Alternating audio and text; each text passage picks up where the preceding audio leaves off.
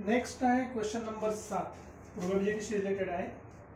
ठीक आहे, आपण ऑब्झर्व करू की let A and B are two event such that A intersection B आपल्याला दिलेला आहे. Okay, 1/10 and probability of A given B and B given A are the roots of the equation. या इक्वेशनचे रूट्स आहे कुठल्या इक्वेशनचे? 12x² - 7x + 1 = 0. थोडं simplify केलं तर आपल्याला काय मिळणार, म्हणजे 12 डिवाइड केलं सरळ सरळ तर 7/12x + 1/12 = 0. आता ही रूट्सची व्हॅल्यू किती आहे? एक आहे p given p of a given b आणि b गिवन a, आणि हे असते आपलं sum of roots. So p of a given b plus probability of b given a is equals to किती आहे? 7/12 आणि probability of a given b, कारण की प्रोडक्ट ऑफ रूट्स पण आहे, into probability of b given a is equals to 1/12. हे दोन value आपल्याला माहिती आहे. कॅल्क्युलेट काय करायचं आहे? कॅल्क्युलेट आपल्याला करायचं ही व्हॅल्यू. जर तुम्हाला कॉम्प्लिमेंटचा डी मॉर्गन लॉ माहित असेल तर खूप इझी होईल की probability of a complement union b complement आणि probability of a complement intersection b complement तो किती होतो? 1 - प्रोबॅबिलिटी ऑफ, याला तुम्ही डायरेक्टली पण इंटरचेंज करू शकता डी मॉर्गन्स लॉनी. हा झाला a इंटरसेक्शन b चा कॉम्प्लिमेंट आणि हा झाला probability of a union b चा कॉम्प्लिमेंट. हा डी मॉर्गन्स लॉ आहे आणि कॉम्प्लिमेंटची व्हॅल्यू तुम्हाला ऑलरेडी माहिती आहे, 1 - probability of a intersection b आणि 1 - probability of a union b. तर आपल्याला बेसिकली दोन व्हॅल्यूज पाहिजे. a इंटरसेक्शन b जो ऑलरेडी आपल्याला दिलेला आहे, आपल्याला पाहिजे आता probability of a union b. ठीक आहे, चला फॉर्म्युलावर जाऊ आपण. So probability of a union b काय असते? जर फॉर्म्युला आठवत असेल तर probability of a plus probability of b minus probability of a intersection b ही असते, राईट.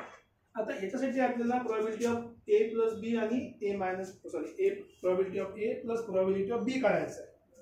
त्यासाठी गिवन कंडिशन आपण अप्लाय करू. हे दोन इक्वेशन अप्लाय करू. कसे अप्लाय करायचे बघा. Probability of a given b काय असतो? तो असतो probability of a intersection b upon probability of b आणि probability of b given a काय असणार? तो असेल probability of a intersection b आणि प्रोबॅबिलिटी ऑफ a. ठीक आहे. आता आपल्याकडे या दोघांचा प्रोडक्ट दिला आणि दोघांचा सम दिला आहे. ठीक आहे, तर दोघांची प्रोडक्ट सम काढण्याच्या आधी आपण काय करू? ठीक आहे, सम काढून घेऊ आपण आणि मग एक इंटरसेक्शन सेपरेट करून घेऊ.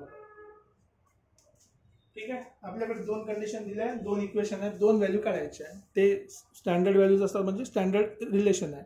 जेवढे इक्वेशन तेवढे व्हेरिएबल सॉल्व्ह करता येते. ठीक आहे, तर चला सॉल्व्ह करूया. पहिले ॲडिशन वाली कंडिशन घेऊ. So this plus this equals to किती आहे? 7/12.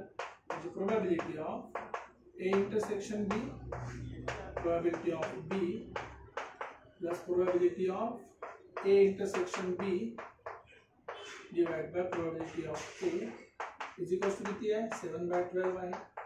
इथे probability of a intersection b common आहे. ठीक आहे, कॉमन बाहेर काढून घेऊ. Probability of a intersection b common काढला आहे. इथे झालं 1 upon probability of b plus 1 upon probability of a equals to 7/12. याची व्हॅल्यू आपल्याला माहिती आहे, याला तिकडे ट्रान्सफर करा. a इंटरसेक्शन b किती आहे? 1/10. ठीक आहे, याला तिकडे ट्रान्सफर केलं तर आपल्याला काय मिळालं बघा. क्रॉस मल्टिप्लाय करतो. Probability of a plus probability of b divided by probability of b into probability of a equals to 7/12. हा डिवाइड मध्ये गेला, हा डिवाइड मध्ये ती किती आहे? 1/10 आहे याची व्हॅल्यू. किती आहे? 1/10. हा जर डिवाइड मध्ये गेला तो काय होणार? 10/1. डिवाइड मध्ये गेला तर काय होणार? डिवाइड मध्ये किती होईल? ऍक्च्युली 1/10 होईल. हा 10 वरती हा 1/10 झाला, राईट. ही व्हॅल्यू आपल्याला मिळाली आहे. ओके, ठीक आहे, हे आपण लक्षात ठेवू. ओके, नेक्स्ट आपल्याला दोघांचा प्रोडक्ट पाहिजे पी अँड पी बी. तर ठीक आहे, दोघांचा प्रोडक्ट कुठून काढू शकतो आपण? दोघांना इक्वल करू शकतो आपण. एका साईडला दोघांना आपण इक्वल केलं तर आपल्याला प्रोडक्ट मिळणार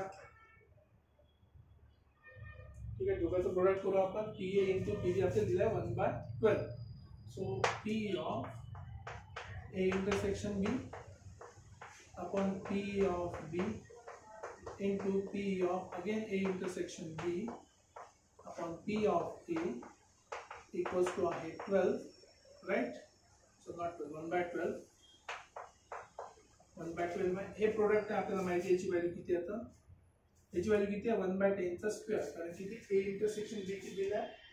1/10 दिला आहे. सो 1/10चा square. So this becomes equals to 1/10चा square to 1 upon P A into P B. ही व्हॅल्यू पाहिजे होती आपल्याला इक्वल्स टू 1/12. ही व्हॅल्यू तिकडे शिफ्ट करा, डिवाइडच्या डिवाइडमध्ये जाईल. तर आपल्याला मिळालं 1 upon P A into P B is equals to, हा डिवाइडमध्ये गेला. डिवाइडमध्ये काय होणार? हा 1/12 आहे खाली, हा डिवाइडमध्ये गेला. तर डिवाइडच्या डिवाइडमध्ये वरती मल्टिप्लाय आहे. ठीक आहे. सो बेसिकली हा डिवाइडच्या डिवाइड मल्टिप्लाय आहे म्हणजे 1 वरती गेला, परत 10चा स्क्वेअर 100 खाली आला. ठीक आहे. ही आपल्याला व्हॅल्यू मिळाली. पी ऑफ ए इंटू बी. मी थोडंसं करेक्शन करू द्या बरोबर. Let's make correction. डिवाइड बरोबर नाही घेतला. ठीक आहे. प्रॉपर डिवाइडला घेऊन जा. 1/10 स्क्वेअर. हा गेला 1 अपॉन 1/10चा स्क्वेअर. हा 10चा स्क्वेअर वरती आला. ठीक आहे. तो हा झाला बेसिकली रेसिप्रोकल घेतला आता. तर P A into P B equals to 100/12. ठीक आहे. डिवाइडचा नंबर वरती आला. सेम इथे आपल्याला करायचं होतं, ते पण उलटं झालं वाटते कदाचित. हा डिवाइड बाय 1/10 केला असेल तर 10 वरती आला. ठीक आहे. दोन्ही व्हॅल्यू मिळाल्या आपल्याला.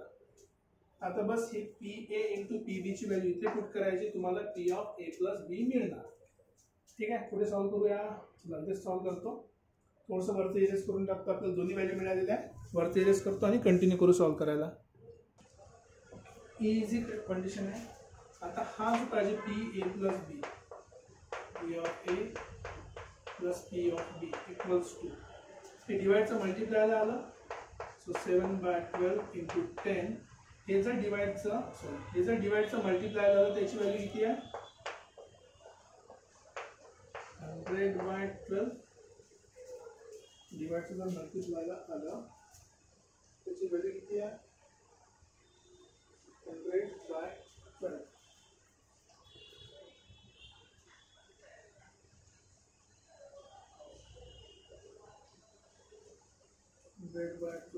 बरोबर आहे का?